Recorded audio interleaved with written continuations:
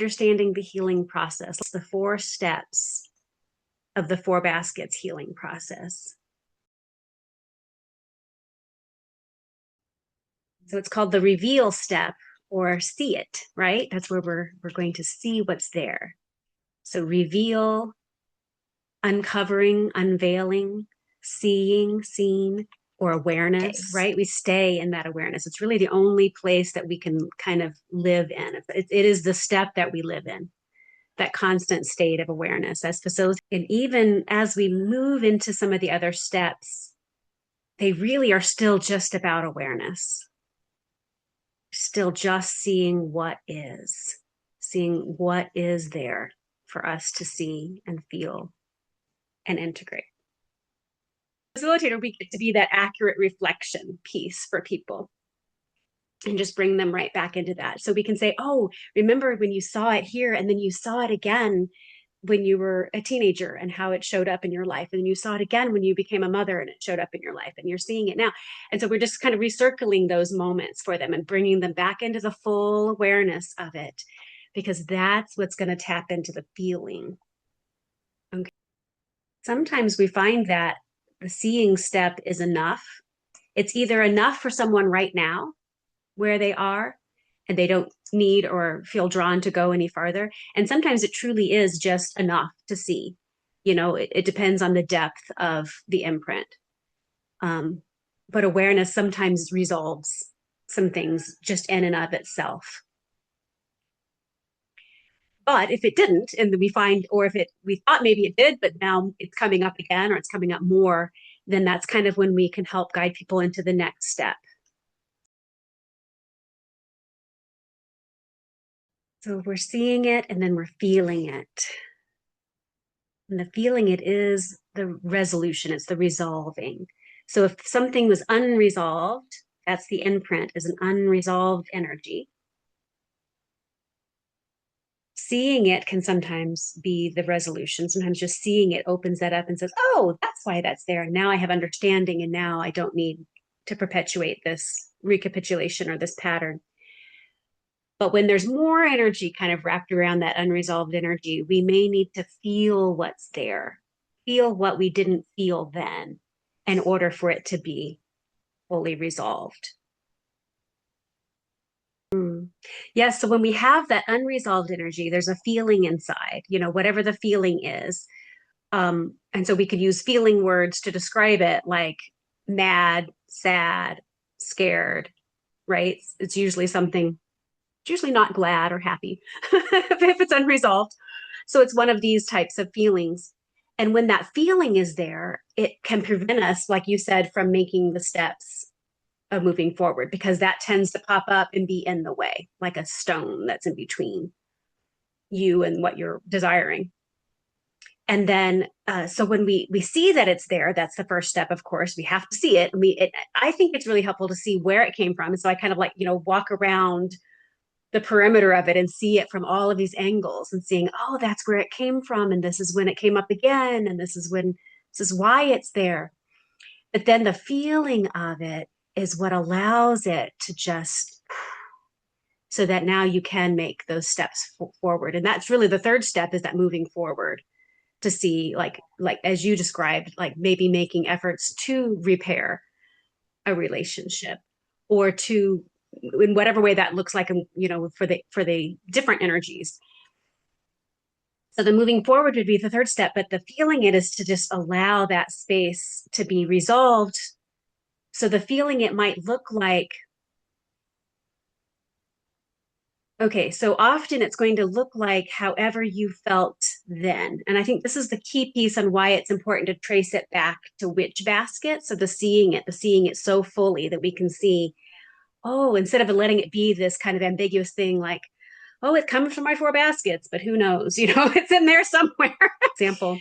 But when you can see, oh, it's because my father was absent in my 4th basket, and I felt his absence. I felt that, that need for connection was not there, present for me.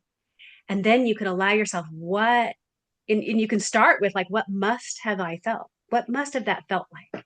And then you can imagine. And so would you imagine what that might have felt like, that opens the door to you tapping right into that waterfall of how you felt. And then just letting it move through. And so it can feel very raw, very vulnerable, very shaky.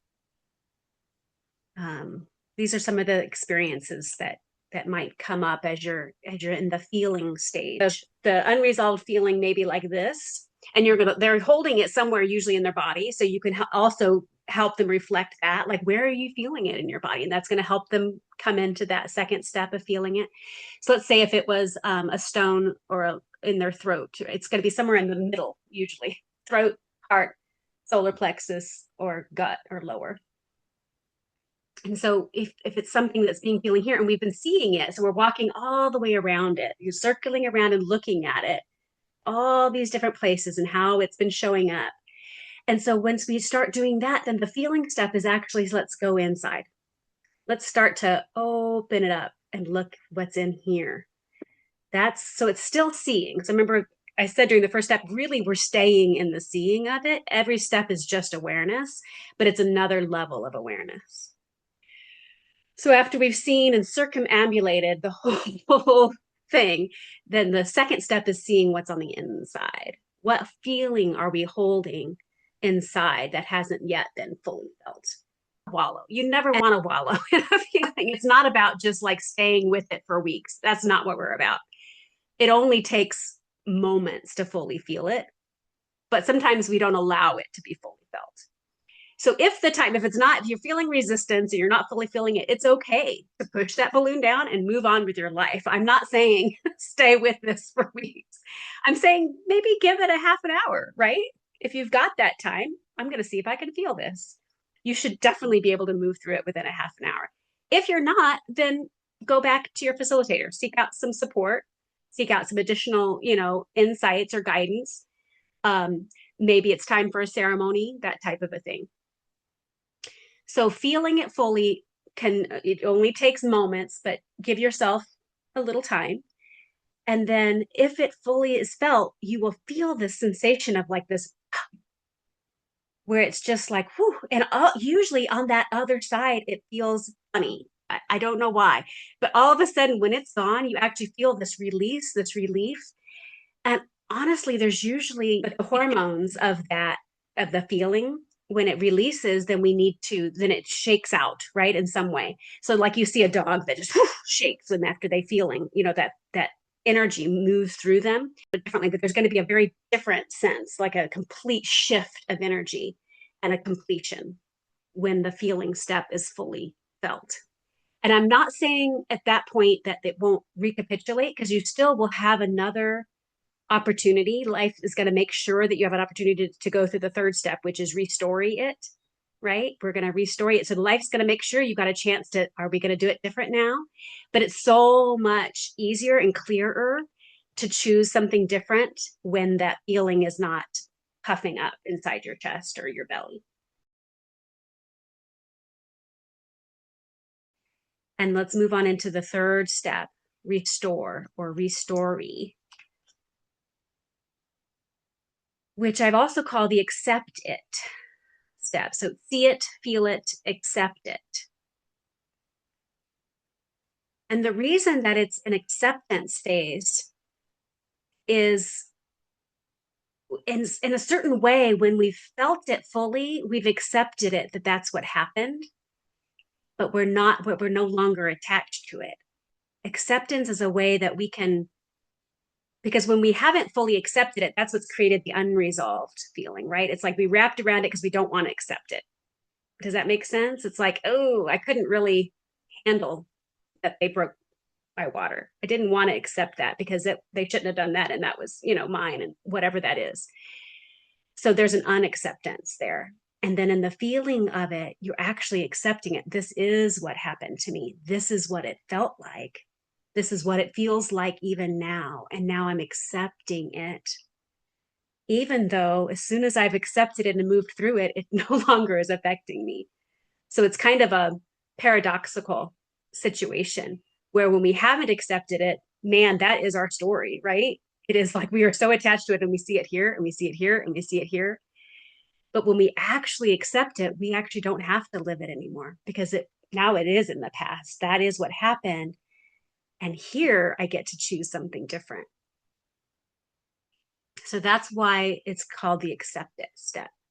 What was missing then, and how do we do it different now? That's the questions of the third step. And accepting it, accepting that this is here, that this is what's happening, moving through it. And now, how do we want it to be in our life? The other key piece is once we've resolved it, there's almost always a gift. So if it was a stone, or if it was a sandcastle, or if it was a balloon, whatever we want to call that feeling that's there, when we've resolved it. So sometimes I use the sandcastle example, right? I think you've all heard that. If it was a sandcastle that we built up as an imprint in our blueprint, and it's not just holding the energy that we couldn't feel then, it's not just holding the feeling, it's also holding a gift. And the reason that it's holding it is because our four baskets are there to give us these gifts. They're there to give us these attributes of strength and resilience and and feelings of being seen and heard and acknowledged. All of those things are there for us. That's what they're there for. And when we didn't have the capacity to feel what happened, we couldn't receive the gift. So it's holding it for us because it has a gift to give us at some other point in our life. And so when we resolved it, then we end up getting this gift that now we can move forward in our life with the strength and resilience that the four baskets has given us. That it's no longer a rupture, right? People might call it a rupture, that now we've repaired, and so we're stronger as we move forward. It's like the Japanese art of the golden lacquer repair, where the ceramic cup has broken apart, but they put it back together with golden lacquer. And it's actually stronger now. Like it's so much stronger. And it's more beautiful than it was before. That's the restore step, restoring. So just get that image of the kintsugi cup, any kind of ceramics that we're bringing back together with golden repair. We're acknowledging this happened. You're not masking it in any way, right? You can see the cup was shattered at some point, and you can see all the pieces and how they fit back together now. So we're acknowledging and accepting this is what happened. But now, instead of it being a pile of shattered pieces on the ground, it's a functional cup again.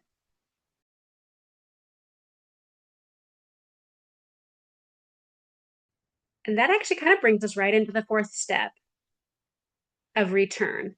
The basket is our need to feel loved, to connect, and to return. And so the fourth basket is all about I've emerged, so I feel like I've separated from mother, but it's actually about returning to mother in a different way. So coming from that inner connection and still recalibrating and finding it again on the outer. So it's about co-regulation. It's about return and connection and love. So the fourth step of the healing process is I've just had, right, this experience of seeing it, hearing it. Like I'm hearing, I love how Karen, you said, I almost even sounded like a baby. I was hearing myself.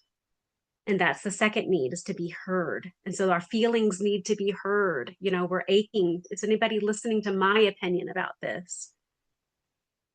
And so we've had this seeing it, of hearing it and feeling it, and of identifying what was missing different, then, and doing it different now. So now we're navigating it differently. We're rebirthing ourselves. And so, in a lot of times in that ceremony that's involved in the third step of the restory, there's a ceremony where you get to rebirth yourself in some way, shape, or form. You're recreating. So the fourth step is the return. So now, instead of returning to mother, right? Instead of bringing the baby up to the mother's heart and chest, you're returning in your life. You're returning to your life, and hopefully doing it in a way that's different than it was before. So this is the integration piece, where now the sandcastle has dissolved, but instead of feeling like there's a gap, it's not that it's dissolved and there's nothing there. that Sandcastle has integrated and become this whole blueprint that is coherent. So we're returning to wholeness, returning to coherence. And we're recognizing that that imprint was what let us get closer to our blueprint in the first place. But really, it was always the blueprint that was showing itself to you. That sand, right? The blueprint is the sand, this big field of sand that represents all possibility, that represents wholeness that you came into this life with. And so that's the step of the return. We're returning to wholeness, reintegrating into our life. And so you can imagine these footprints on the sand. You're returning to your life, and you can see yourself. I'm taking one step at a time as I return. I'm walking through my life. Guess what? You're going to step in that imprint again. You're going to step back into a situation that is just like what before would have triggered you, what would have triggered me to withdraw, what would have triggered you to circumambulate, what would have triggered you to hesitate and not be the one to jump in and share. So as we're in the fourth step is just we're living our life and it's going to show up again. And then you remind yourself, you're restoring, you're seeing it. If there's another piece of feeling there, but usually if there is, it's usually not as big. You know, there might just be this, oh, I remember there's a little bit of a feeling there.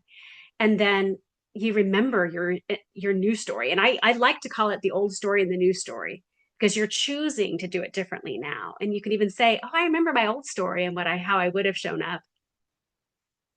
And I remember this opportunity I have now to do it different. And I'm still choosing it different. So you have this moment like every single time it shows up to do all of those 4 steps again. And you decide each time how you want to show up in the world.